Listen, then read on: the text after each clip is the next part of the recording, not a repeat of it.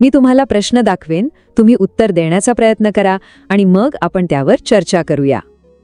ठीक आहे, प्रश्नात दिलेल्या 2 गोष्टींवर लक्ष द्या. विद्यार्थ्याचं वय आणि त्याची भावना. विचार करा आणि तुमचं उत्तर ठरवा. आणि बरोबर उत्तर आहे पर्याय सी, उद्योग विरुद्ध न्यूनगंड. बघा, हे किती सोपं होतं.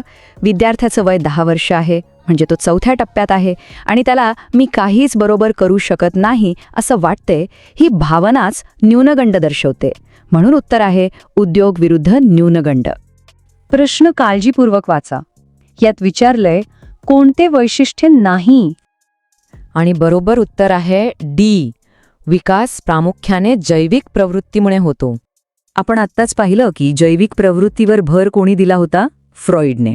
एरिक्सनने सामाजिक घटकांवर भर दिला.